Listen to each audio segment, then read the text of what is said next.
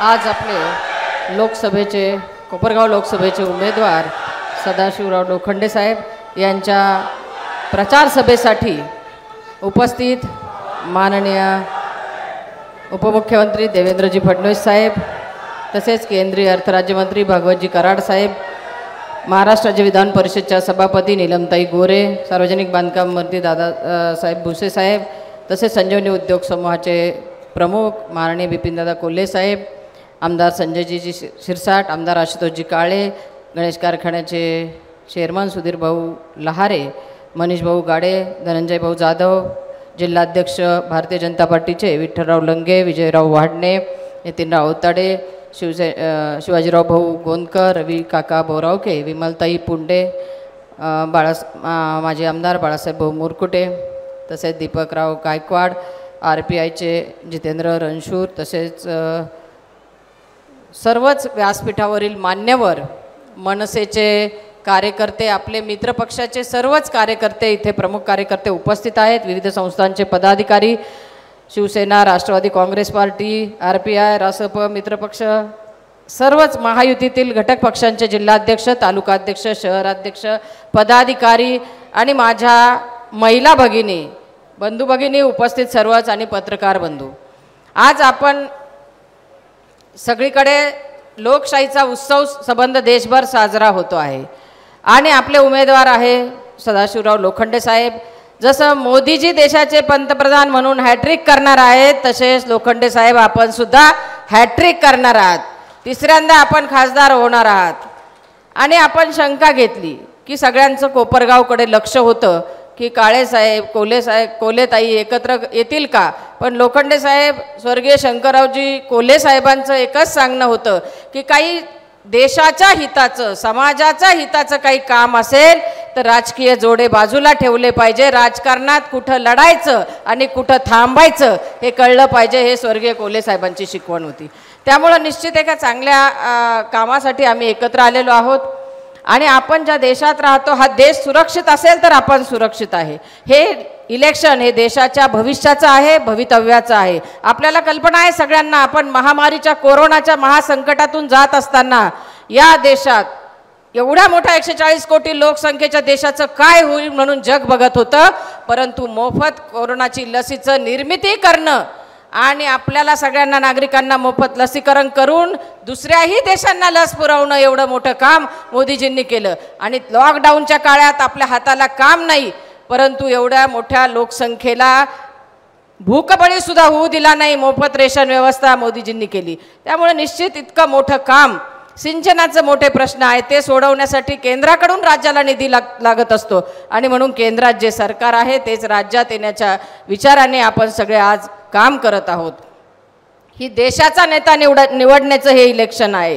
त्यामुळे आपलं व्यक्तिगत काय, ग्रामपंचायतचं काय, जिल्हा परिषदचं काय, आपण कोणत्या पक्षाचं हेवेद आहे काय, गावकी भावकी, हे सगळे विषय थोडे बाजूला ठेवून मन मोठं करून आपल्याला या इलेक्शनमध्ये आपल्याला सगळ्यांना मनापासून भाग घेतला पाहिजे. कारण आपले पंतप्रधान हे आपल्याला परिवार मानतात आणि या देशाला समर्पित असं त्यांचं काम आहे. राष्ट्रनिष्ठ आहे, धर्मनिष्ठ आहे.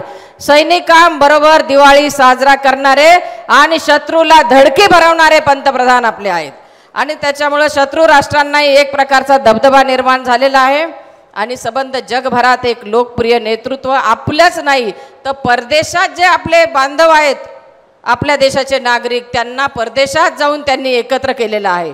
तिथे त्यांना राष्ट्राबद्दलचं प्रेम त्यांनी निर्माण केलेलं आहे. असं एक सक्षम नेतृत्व मोदीजींच्या रूपाने आपल्या देशाला लाभलेलं आहे. आपण कधी ऐकलंय का एखादं युद्ध थांबतं आणि तिथून भारतीयांची सुटका होते? अहो, रशिया युक्रेन युद्ध थांबवून आपल्या भारतीयांची सुटका केली, एवढी मोठी ताकद आपल्या पंतप्रधानांमध्ये आहे.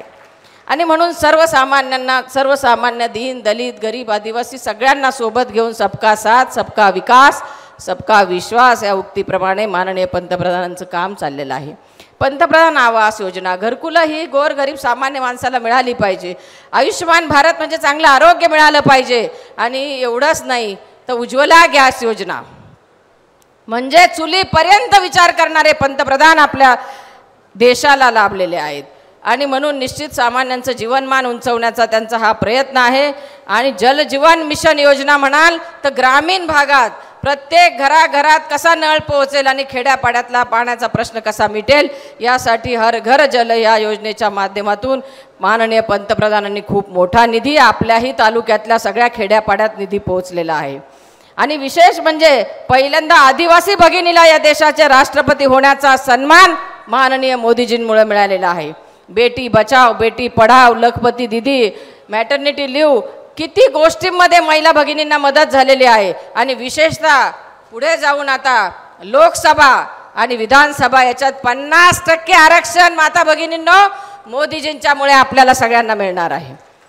आणि म्हणून बचत गटांपर्यंत अगदी छोट्या छोट्या आमच्या बचत गटांना न्याय देण्याचं काम सुद्धा केंद्र सरकार आणि राज्य सरकारच्या माध्यमातून होतं आहे। आणि म्हणून निश्चित एक कार्यक्षम पंतप्रधान तर आपल्याला पाहिजेच आहेत, पण माननीय फडणवीस साहेब आज इथं आहेत। साहेब आपल्याबद्दल मी कृतज्ञता व्यक्त करते। आपण 5 वर्ष मुख्यमंत्री असताना मी आमदार असताना अतिशय आदराचं सन्मानाची वागणूक मला मिळाली। एक महिला लोकप्रतिनिधी म्हणून जे काम काही घेऊन गेला असेल तर साहेबांनी अतिशय चांगल्या पद्धतीचे मार्गदर्शन करून त्या कामाला न्याय देण्याचा त्यांनी मला मदत केलेली आहे। आणि म्हणून निश्चित कोपरगाव नगरपालिकेत नवीन इमारतीचे जे काही निधी असतील नगर परिषद असेल UIDS DSS SMT योजनेअंतर्गतचा असेल कोपरगाव शहराचा पाणी पुरवठा असेल त्याला 7.5 कोटी दिले। त्याचबरोबर शहरातलं सुसज्ज बस स्थानक असेल अग्निशामक असेल नवीन फायर स्टेशन असेल कोपरगाव शहरात पोलीस स्टेशनची बिल्डिंग असेल अगदी प्रत्येक काम पंचायत समितीचे विस्तारीकरण बिल्डिंग असेल। त्याचबरोबर सगळ्यात महत्त्वाचं काम झालं ते समृद्धी महामार्गाच्या शेतकऱ्यांना न्याय देण्याचं काम माननीय फडणवीस साहेबांनी त्यांच्या कार्यकाळामध्ये केलं। शिंदे साहेबांच्याकडे त्यावेळी ते खातं होतं त्यामुळे CM साहेबांचाही त्याच्यात मोठा वाटा आहे। परंतु त्यावेळी अतिशय धाडसाने शेतकऱ्यांना 5 पट रक्कम कशी मिळेल यासाठी त्यांनी प्रयत्न केला। कारण पूर्वीच्या कल्पना आहे आपल्याकडे एक्सप्रेस कॅनॉल गेला असेल अजूनही शेतकरी म्हणतात साहेब आमचे पैसे येणं बाकी आहे। अहो वर्ष किती झाले एवढे वर्ष झाले तरी शेतकऱ्यांचे पैसे रखडले त्या काळापासून। परंतु समृद्धी महामार्ग होताना 5 पट रक्कम तर शेतकऱ्यांना मिळाली।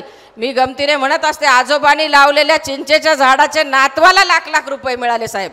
इतकं चांगल्या पद्धतीने पैसे समृद्धी महामार्गाच्या रूपाने मिळाले।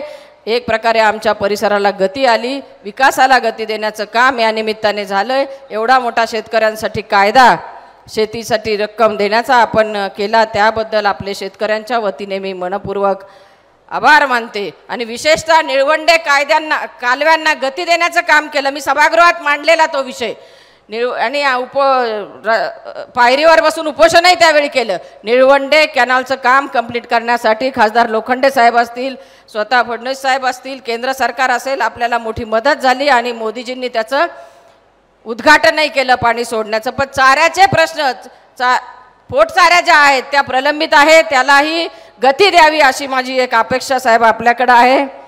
आणि त्याचबरोबर आपण ज्या काही योजना लाभार्थ्यांच्या आपण इथे ज्या राज्य सरकार देत आहे त्या आम्ही सक्षमपणे आमच्या तालुक्यामध्ये राबवण्याचं काम साहेब करत आहोत।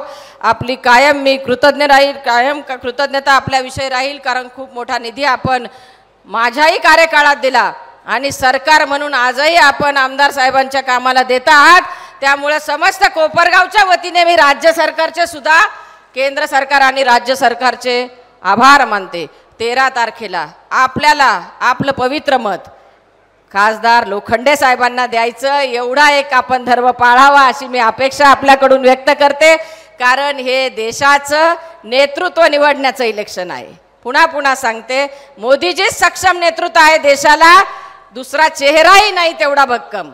आणि म्हणून माझी अपेक्षा आहे सगळ्यांकडून आम्ही सगळेच व्यासपीठावर बसलेली मंडळी समोर आपण सगळे मतदार बंधू आहात मतदार राजा असतो आपल्या हातात आहे की देशाचे पंतप्रधान कोणाला करायचं। म्हणून माझी अपेक्षा आहे पुन्हा एकदा मी कळकळीची विनंती करते माता भगिनींनाही करते की आपलं पवित्र मत 13 तारखेला आपल्याला धनुष्यबाण या चिन्हापुढे करून लोखंडे साहेबांना पुन्हा एकदा संधी द्यायची आहे आणि देशाचं नेतृत्व पंतप्रधान निवडण्याचे आपण साक्षीदार आपल्याला व्हायचं आहे। हा मोठा लोकशाहीचा उत्सव आहे। 370 कलम हटवण्याचं काम सोपं नव्हतं। स्वातंत्र्यानंतर पहिल्यांदा तिरंगा काश्मीरात फडकला हे ध्यानात घ्या. अशा अनेक गोष्ट, तलाकबंदी असेल, महिलांच्या हिताचे निर्णय माननीय मोदीजींनी घेतले. मोदीजींचा परिवार आहोत आपण, ते आपल्या परिवाराचे कुटुंब प्रमुख आहे. म्हणून माझी कळकळीची विनंती आहे, जगात त्यांचा सन्मान व जगात लोकप्रिय असं हे नेतृत्व आहे.